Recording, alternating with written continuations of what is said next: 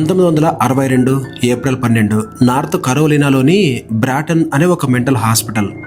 బయట ప్రపంచం చాలా ప్రశాంతంగా ఉంది, కానీ ఆ రోజు ఆ హాస్పిటల్లో ఒక భయంకరమైన ఇన్సిడెంట్ జరిగింది. సరిగ్గా అర్ధరాత్రి 12:50కి ఆ హాస్పిటల్లో వార్డ్ నెంబర్ 8లో ఉన్న బాబీ ఎల్లర్ అనే ఒక మహిళ చనిపోయింది. ఆమె చనిపోయిన ఎగ్జాక్ట్ 5 మినిట్స్కి, అంటే 1 o'clockకి అదే హాస్పిటల్లో వార్డ్ నెంబర్ 12లో ఉన్న బ్రెట్టి ఎల్లర్ అనే తన సిస్టర్ కూడా చనిపోయింది. నిజానికి వాళ్ళిద్దరూ ట్విన్ సిస్టర్స్. వాళ్ళ చావులు చూసి డాక్టర్లు షాక్ అయ్యారు. ఇక వాళ్ళ బాడీస్ని పోస్ట్ మార్టం చేసిన తర్వాత వాళ్ళకి కొన్ని నిజాలు తెలిసాయి. వాళ్ళ బాడీస్లో ఎటువంటి విషం కానీ ఎటువంటి గాయాలు కానీ లేవు. అంతెందుకు, వాళ్ళిద్దరికీ ఎటువంటి ఆరోగ్య సమస్య కూడా లేదు. కానీ వాళ్ళు ఇంచుమించు ఒకే టైంకి ఇద్దరు ఒకేసారి ఎలా చనిపోయారు?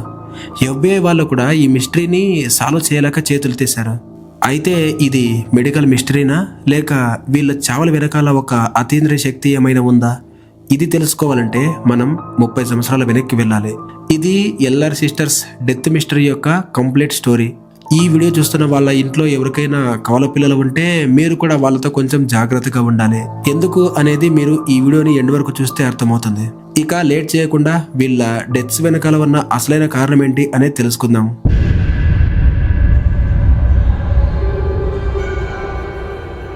అది 1931. నార్త్ కరోలినాలోని విల్స్ కౌంటీ అనే ఒక ఏరియా ఉంది. ఆ ఊర్లో అడోల్ఫస్ ఎల్లర్ అనే వ్యక్తికి 2 కవల పిల్లలు పుట్టారు. వాళ్ళు ఐడెంటికల్ ట్విన్స్, అంటే ఇద్దరు ఒకేలాగా ఉంటారనమాట. అలా వాళ్ళు పుట్టిన తర్వాత వాళ్ళ ఫాదర్ చాలా హ్యాపీ అయిపోయాడు. ఆ 2 పిల్లలు చాలా అందంగా ఆరోగ్యంగా ఉన్నారు. అలా ఆ పిల్లలిద్దరూ పెరిగే కొద్దీ వాళ్ళిద్దరి మధ్య అనుబంధం చాలా విచిత్రంగా భయంకరంగా మారింది. అలా వాళ్ళిద్దరూ పెరుగుతున్న కొద్దీ వాళ్ళ అలవాట్లు, వాళ్ళ పద్ధతులు చూసి వాళ్ళ పేరెంట్స్ షాక్ అయ్యారు. ఇద్దరు ఒకే బట్టలు వేసుకోవడం, ఒకే షూస్ వేసుకోవడం, ఒకేలా దువ్వుకోవడం ఇలాంటివి చేసేవాళ్ళు అనమాట. అంతేకాదు, ఒకరిని విడిచిపెట్టి ఇంకొకరు అస్సలు ఉండేవాళ్ళు కాదు. ఎక్కడికి వెళ్ళినా ఇద్దరు తోడుగా వెళ్ళేవాళ్ళు, తోడుగా వచ్చేవాళ్ళు. వాళ్ళ అనుబంధం చూసి వాళ్ళ నాన్న చాలా హ్యాపీ అయిపోయాడు. నా కూతుర్లిద్దరూ ఒకరిని విడిచిపెట్టి ఒకరు ఉండలేరు, వాళ్ళిద్దరి మధ్య చాలా ప్రేమ అని చెప్పేసి అతను కూడా పొంగిపోయాడు. కానీ ఆ సంతోషం ఎక్కువ కాలం ఉండలేదు. అలా 1951లో వాళ్ళకి 21 సంవత్సరాలు వచ్చాయి. ఇక ఆ పిల్లలిద్దరూ ఏమనుకున్నారంటే, ఇన్ని రోజులు మా నాన్న మా కోసం కష్టపడింది చాలు, ఇక ఈ రోజు నుండి మేం సంపాదిస్తామని చెప్పేసి వాళ్ళ ఊరికి దగ్గరలోనే ఉన్న ఒక టౌన్లో సిగరెట్ ఫ్యాక్టరీలో వర్క్ చేద్దాం అనుకున్నారు. మొదట్లో వాళ్ళ నాన్న దానికి ఒప్పుకోలేదు, కానీ ఈ అక్క చెల్లెలిద్దరూ వాళ్ళ నాన్నని ఒప్పించారు. ఇక తనేమో నాకు కూడా కొంచెం సహాయంగా ఉంటుంది కదా అని చెప్పేసి వాళ్ళని వర్క్ చేయడానికి వెళ్ళనిచ్చాడు. అలా వాళ్ళు ఆ సిగరెట్ ఫ్యాక్టరీ పక్కనే ఉన్న ఒక బోర్డింగ్ హౌస్ లోకి షిఫ్ట్ అయిపోయారు. అలా వాళ్ళు అక్కడికి వెళ్ళిపోయిన తర్వాత చాలా విచిత్రంగా బిహేవ్ చేయడం మొదలు పెట్టారు. వాళ్ళిద్దరూ అక్కడ ఒకే ఇంట్లో వాళ్ళ బెడ్స్ ను కూడా పక్క పక్కనే ఉండేలాగా అరేంజ్ చేసుకున్నారు. ఆ ఫ్యాక్టరీలో ఉన్న ఆ కోవర్కర్స్ అందరూ వాళ్ళని చాలా వింతగా చూసేవాళ్ళు, ఎందుకంటే వాళ్ళ బిహేవియర్ అలా ఉండేది. వాళ్ళిద్దరూ ఒకే రకమైన షూస్ వేసుకోవడం, ఒకే రకమైన డ్రెస్ వేసుకోవడం, ఒకేలా దువ్వుకోవడం, ఆఖరికి వాళ్ళకు వచ్చే శాలరీ కూడా ఒకే ఎన్వలపులు తీసుకునేవాళ్ళు. ఒకరోజు బాబీకి విచిత్రమైన పంటి నొప్పి వచ్చి డాక్టర్ దగ్గరికి వెళ్తే బెట్టి కూడా నాకు కూడా పంటి నొప్పి ఉంది అని చెప్పేసి డాక్టర్తో చెప్పింది. అయితే ఆ డాక్టర్ ఆశ్చర్యంగా ఫీల్ అయ్యాడు, ఎందుకంటే ఆమె పంటిలో ఎటువంటి నొప్పి కానీ ఎటువంటి టూత్ డ్యామేజ్ కానీ లేదు. కానీ ఆమెకి ఎందుకు పంటి నొప్పి వస్తుందో అతనికి అర్థం కాలేదు. వాళ్ళిద్దరిని క్లియర్గా స్టడీ చేసిన తర్వాత ఆ డాక్టర్కి వాళ్ళిద్దరికీ ఉన్న ప్రాబ్లం సింక్రనైజ్డ్ పెయిన్ అని చెప్పేసి అనుకున్నాడు. అంటే వాళ్ళిద్దరు ట్విన్స్ కదా, ఒకే రకంగా ఆలోచించడం, ఒకే రకంగా పెయిన్ని ఫీల్ అవ్వడం, వాళ్ళ నాడి వ్యవస్థ న్యూరల్ సిస్టమ్ కూడా ఒకే విధంగా వర్క్ చేస్తుంది అని చెప్పేసి అతను అనుకున్నాడు. అలా ఒకరోజు ఒక భయంకరమైన ఇన్సిడెంట్ జరిగింది. వాళ్ళ ఫ్రెండ్ అయిన ఒక అమ్మాయి వీళ్ళతో కొంతసేపు మాట్లాడదామని చెప్పేసి వీళ్ళ ఇంటికి వచ్చింది. అయితే వీళ్ళు లోపలుండి ఏం చేశారో తెలుసా? ఆ అమ్మాయి బయట నుండి పిలిస్తే ఇద్దరు ఒకేసారి రియాక్ట్ అయ్యారు. అంటే మేము ఎక్కడికి రాం, వెళ్ళిపో అని ఇద్దరు కలిసి ఒకే గొంతుతో ఒకేసారి, టైమింగ్ కూడా ఏం మారలేదు, ఒకేసారి రిప్లై ఇచ్చారు. అయితే ఆ అమ్మాయికి ఇక భయం వేసి వీళ్ళు ఏదో కొంచెం తేడాగా ఉన్నారని చెప్పి అక్కడి నుంచి వెళ్ళిపోయింది. అలా వీళ్ళ బిహేవియర్ ఉండేది. అలా ఒక 3 సంవత్సరాల తర్వాత ఫస్ట్ టైం వాళ్ళిద్దరి మధ్య దూరం పెరిగింది. బాబీ ఏమో నాకు ఇక్కడ వర్క్ చేయడం ఇష్టం లేదు అని చెప్పేసి ఆ కంపెనీ నుండి వెళ్ళిపోయింది. ఇక బాబీ ఇంటికి వచ్చిన తర్వాత ఆమె బిహేవియర్ పూర్తిగా మారిపోయింది. ఆమె ఎటువంటి ఫుడ్ కానీ వాటర్ కానీ తీసుకోకుండా ఒక చీకటి గదిలో బందీగా మారిపోయింది. అంటే తనకు తానే బంధించుకుందనమాట. ఎవరితో ఏం మాట్లాడేది కాదు, ప్రతిరోజు తనలో తనే మాట్లాడుకునేది.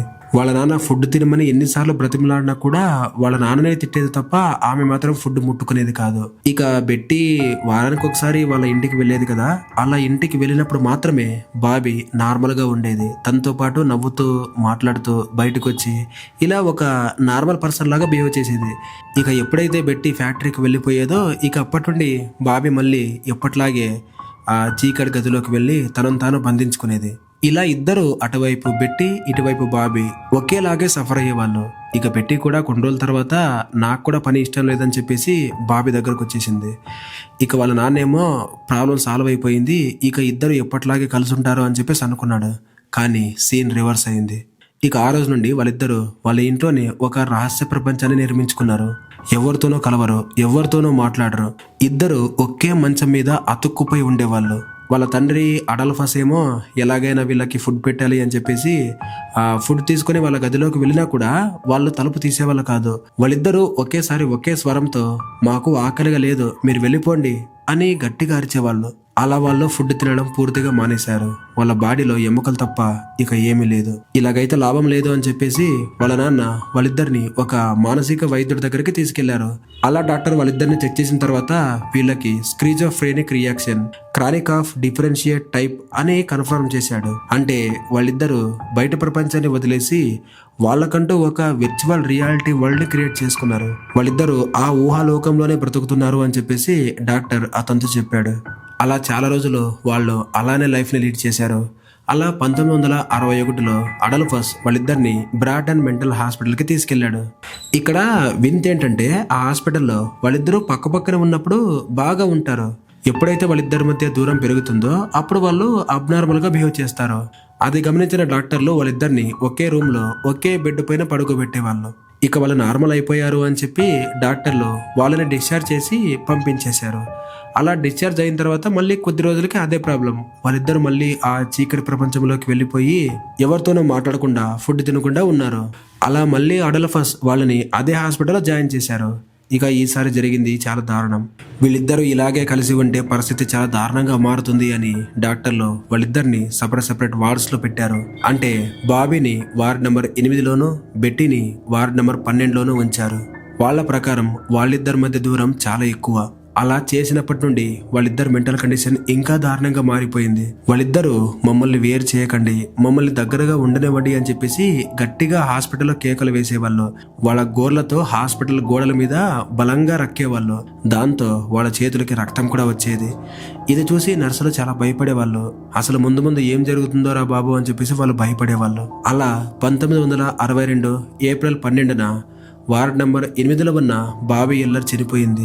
ఎగ్జాక్ట్గా 5 minutesకి వార్డ్ నెంబర్ 12లో ఉన్న బెట్టీ కూడా చనిపోయింది. మీరు ఇక్కడ ఒకటి గమనించారా? వాళ్ళు ఆ 5 minutes గ్యాప్లోనే పుట్టారు. అంటే ఫస్ట్ బాబీ పుట్టిన తర్వాత 5 నిమిషాలకి బెట్టీ పుట్టింది. ఇప్పుడు చనిపోవడం కూడా 5 నిమిషాల గ్యాప్లోనే చనిపోయారు. వాళ్ళ బాడీస్ని పోస్ట్ మార్టం చేసిన తర్వాత డాక్టర్లు కూడా షాక్ అయిపోయారు. ఎందుకంటే నేను మీకు వీడియో స్టార్టింగ్లోనే చెప్పాను, వాళ్ళ బాడీస్లో ఎటువంటి గాయాలు కానీ ఎటువంటి విషయం కానీ లేదు. అంతెందుకు వాళ్ళకి ఆరోగ్య సమస్య కూడా లేదు. ఇది ఒక అన్సాల్వ్డ్ మిస్టరీగానే మిగిలిపోయింది. అయితే డాక్టర్లు దీన్ని ఒక సైకోజెనిక్ డెత్ గా కన్సిడర్ చేశారు. అంటే వాళ్ళ మనసు పడే తీవ్రమైన వేదన ద్వారా వాళ్ళ ఇద్దరు శరీరం కూడా ఒకేలాగా బిహేవ్ చేస్తుంది అని చెప్పి డాక్టర్లు నమ్ముతున్నారు. కొన్ని రహస్యాలు మైక్రోస్కోప్ కింద పెట్టి వెతికినా దొరకవంటారు. ఈ ఎల్లర్ సిస్టర్స్ డెత్ కూడా అంతే. ఈ వింత మిస్టరీ గురించి మీరేమనుకుంటున్నారు? ఇది ఒక మానసిక జబ్బా, లేక సైన్స్ కు అందని ఒక మెడికల్ మిస్టరీనా, లేదా ఏదైనా ఒక అతీంద్రియ శక్తి పనా? మీ అభిప్రాయాన్ని కామెంట్స్ లో తెలియజేయండి. మీరు ఇంకా మన ఛానల్ సబ్స్క్రైబ్ చేయకపోతే వెంటనే సబ్స్క్రైబ్ చేసుకోండి. ఎందుకంటే ఇలాంటి real mysteries and horror stories మన ఛానల్లో ప్రతిరోజు వస్తూనే ఉంటాయి. ఈ వీడియో నచ్చితే లైక్ చేసి ఈ వీడియోని మీ ఫ్రెండ్స్కి కూడా షేర్ చేయండి. మన ఛానల్ సబ్స్క్రైబ్ చేయడం మాత్రం మర్చిపోకండి.